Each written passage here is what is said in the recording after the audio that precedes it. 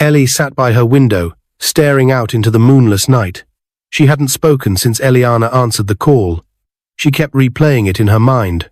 "This is to inform you that George escaped from prison last night. You and your sister need to be careful. We know he's coming for you." The prison comptroller's words echoed like a curse. Down the hall, Eliana was pacing in Andrew's study, flanked by two private security chiefs. Her hands trembled as she pointed to the footage on screen past security breaches, drone footage of the compound, areas of weakness. Andrew leaned in quietly beside her, calm but deeply disturbed. "We have increased the guards, Ellie," Eliana said when her sister joined her. "Every angle of this house is covered." But Ellie looked unconvinced. "You don't understand. This is George. He doesn't think straight. And this time, he's not coming just to scare us. He wants blood." Andrew stepped in. "Then let him come, but he will not take anything from this house again." 3 nights later, at a dusty hotel on the outskirts of town, George sat in a dimly lit room. His beard had grown wild, and his eye-sensei cunning now burned with pure rage. He had barely slept since he escaped. The weight of prison, of his mother's death, and his failed attempts still haunted him. But he wasn't alone. Across from him sat Capon, a former cult leader. He had the look of a man who had nothing to loose scarred arms, crooked grin, and eyes that danced with danger. Between them lay 2 black handguns, a city map, and a USB drive filled with mansion security layouts. "You sure you want to do this?" Capon asked. George stared at the guns. "They ruined everything. My mother died a disgrace. They live in a mansion, fly planes, wear designer suits. While I rot in shadows, I won't let it end like this." Capon picked up the gun. "Then let's go teach them a lesson." They arrived at the mansion in the dead of night. It was 2:07 a.m. Security guards, exhausted from the long watch, rotated shifts. 2 dogs patrolled lazily along the fence, unaware of the figures crawling through the outer drain pipe.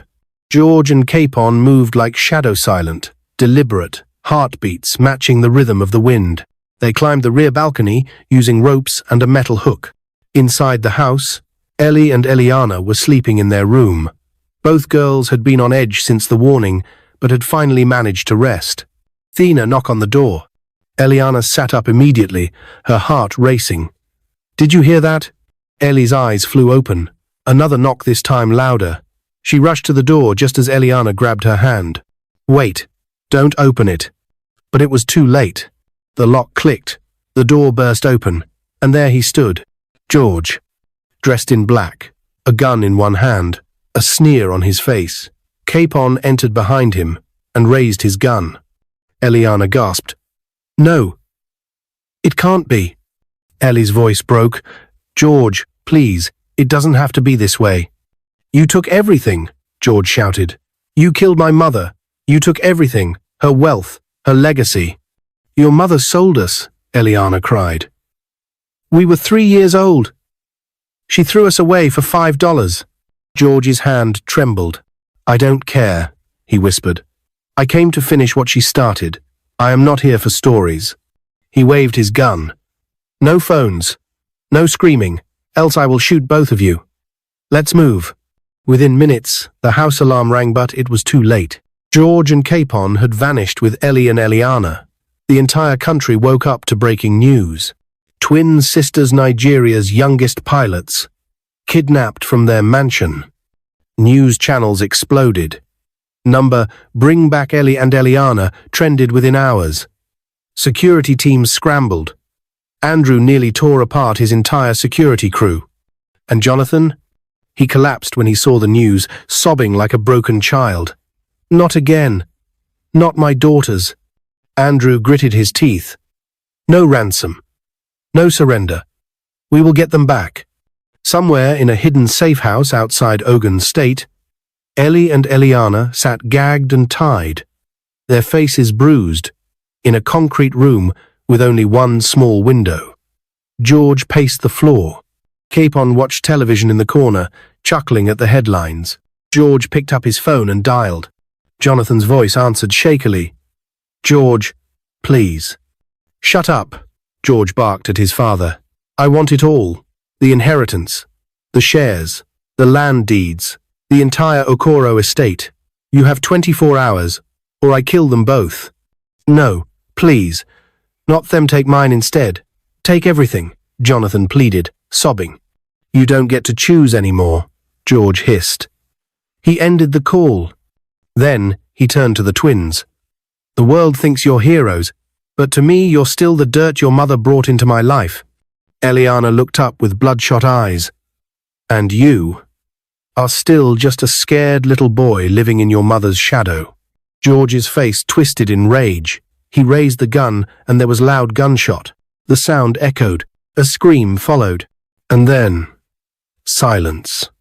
Back at the mansion, Jonathan's phone rang. He picked it with trembling fingers. On the other end, George's voice. That was your Elliana. One gone. One to go. Time's ticking. The phone fell from Jonathan's hand. He dropped to the ground, wailing in agony. Andrew ran in, lifted him by the shoulders. He's lying.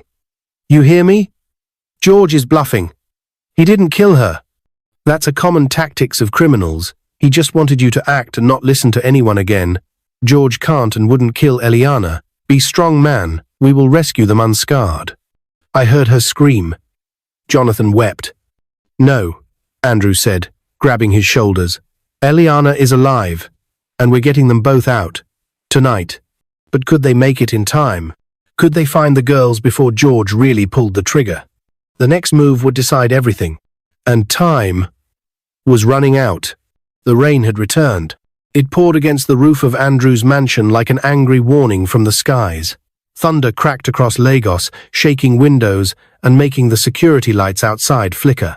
Inside the war room, Andrew's underground security control room tension brewed like a storm. Everyone was silent except for the low hum of the surveillance monitors and the urgent tapping of keyboards. Andrew stood with both hands resting on the table, his eyes burning into the satellite map on the big screen. Jonathan sat on a side couch, his head buried in his hands, rocking slowly as he muttered prayers beneath his breath. The pain of hearing that gunshot and George's voice saying, "That was your Elliana," had broken something inside him. But Andrew refused to believe it. "That girl is alive," Andrew muttered again. "I've seen men like George before. Cowards with guns. He's bluffing to gain time." Ada, Andrew's chief of intelligence, turned from her screen. "Sir, we've traced the call. It bounced through 4 towers across Ogun State, but the signal lasted long enough for a drone sweep. We've narrowed the search to a 5-kilometer zone near an abandoned colonial factory." Andrew straightened up. "Are the strike team ready?" "Yes, sir. Waiting for your go." Jonathan looked up. What if she is really dead?" Andrew turned to him slowly. "Then may God forgive me, but I will make George disappear from the face of this earth." Meanwhile, inside the dark warehouse on the edge of town, Ellie was shivering. The cold concrete bit into her back. Her wrists were raw from the rope. Her lips were cracked. But it wasn't the bruises or the hunger that made her tremble. It was the stillness. It had been hours since George left.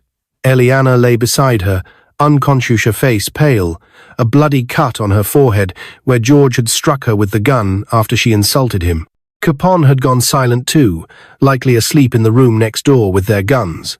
For the first time since the abduction, Ellie and her twin were alone. "Ella," Ellie whispered, nudging her sister with her knee.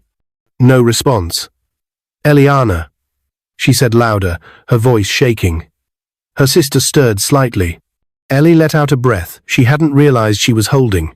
She leaned over, letting her head rest against Elliana's shoulder. "I swear," she whispered, "I'll get us out of here." Hours earlier, George had stood at a roadside stall under the shadows of an old palm tree, ordering phone credit from a sleepy vendor. His mind was racing. The money hadn't come. Jonathan hadn't called. And now the radio stations were saying the government had launched a special forces unit to find him. Panic clawed at his chest. He hadn't planned for this. Not this scale. He thought threatening the girls would be enough. He thought Andrew would fold. He thought Jonathan would beg. But none of them cracked. And now, Time was running out. "Capon!" George shouted when he returned to the warehouse. Capon opened one eye from his nap. "What?" "They're coming. I know it. We have to move again." Capon groaned, rising slowly. "You said that 2 nights ago. We've changed locations 3 times already. Maybe you're paranoid." "I'm not paranoid," George snapped. "They have drones. They're tracking us. The next time we blink, they'll be here." He turned to the girls, noticing Elliana hadn't moved in a while. He walked over and gave her a light kick. "Still alive?" he muttered. Ellie screamed, "Stop it!" George smirked. "You're lucky I don't finish what I started." Capon pulled him back. "If they find 2 dead girls, your bargaining chip is gone. Use your head, bro." George glared at him. "Let's go. We move in 30 minutes." Back at the mansion, the strike team had mobilized. A convoy of 4 unmarked SUVs cut through the rain-drenched roads of Ogun State. Inside, a tactical unit of 6 elite officers sat in silence, weapons loaded, earpieces active. Andrew rode in the lead car, refusing to be left behind. Ada's voice came through the comms. "Thermal scan shows movement inside the eastern section of the warehouse. 2 bodies on the floor. 1 pacing near the window. Armed." Andrew's heart pounded. "Is there confirmation it's them?" "Positive." Drone picked up Ellie's bracelet from her wrist. "It reflects a unique code," Ada replied. Jonathan sat beside Andrew, his fingers trembling. "Please," he whispered. "Please let them be alive." At the warehouse, Capon was loading the van with food and fuel.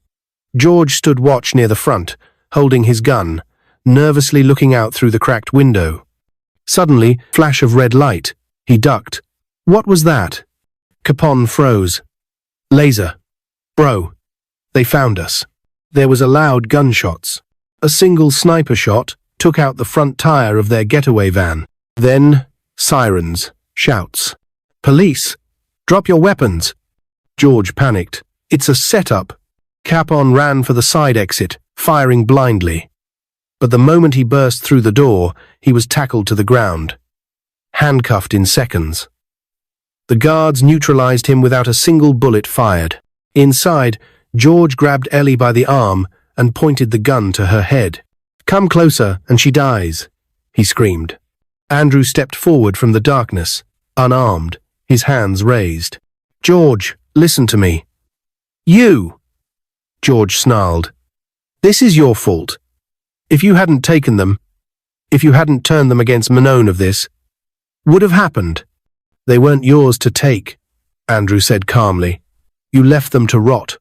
I picked them up. I gave them a life. You gave them a death sentence." George's hands trembled. "Let her go," Andrew said. "I'll shoot, I swear." He clicked, his gun jammed. George looked down, stunned. A swift movement, Andrew lunged, tackled George to the floor, knocking the weapon away. Ellie rolled out of the way just in time. 2 officers rushed in, restraining George, dragging him away, kicking and screaming. "I'll kill you all. I'll be back." Ellie crawled over to Elliana, who was now stirring. I'm here, Ella," she sobbed.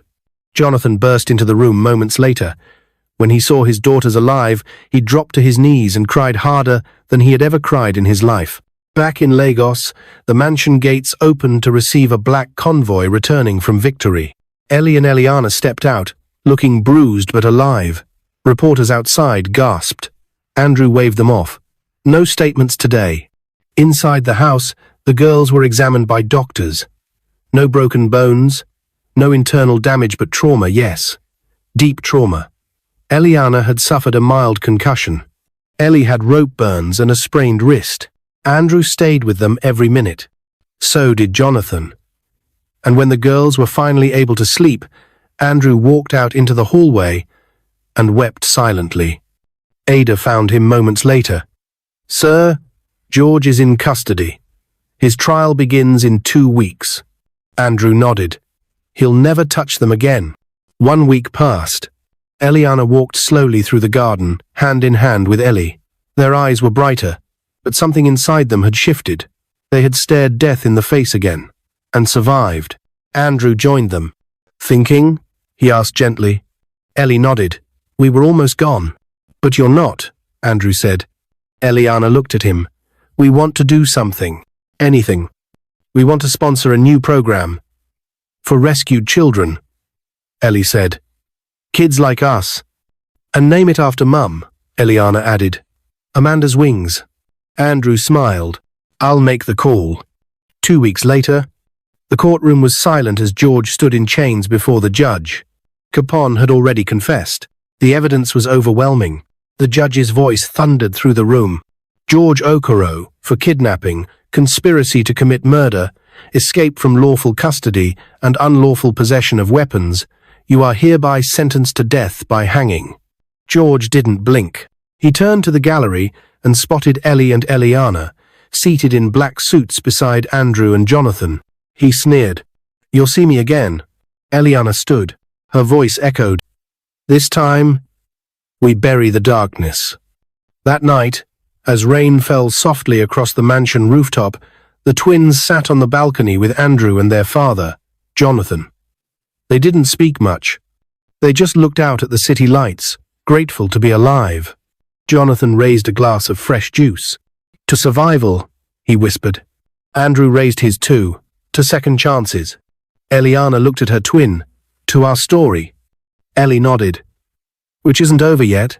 The sun rose quietly over Lagos, casting a soft golden glow across the sky, as if the heavens were trying to paint a new beginning. But inside the massive walls of Andrew's mansion, the past still lingered like smoke after a fire. Ellie and Eliana sat on the patio wrapped in thick shawls, their eyes fixed on the horizon. It had been 1 month since George's sentencing. 1 month since they escaped death again. 1 month of therapy, reflection, and healing. But deep inside, they both knew. This story wasn't just about survival anymore. It was about legacy, and they were ready to take control of theirs. That morning, Andrew summoned the twins and Jonathan to the lounge. His usually calm eyes were intense, and a stack of files sat on the glass table in front of him. I've been thinking, he began, gesturing toward the documents, about how to officially transition everything I built. Andrew Cooperatives, Amanda Foundation, and all affiliated holdings into your hands. Ellie blinked. What do you mean? I mean, I'm retiring, he said with a soft smile. And it's time the people who represent what I believe in carry the torch. Eliana sat up straighter. But we're just getting started. Andrew nodded. Exactly. That's why I want you to lead from the front. He opened the first folder and showed them detailed plans.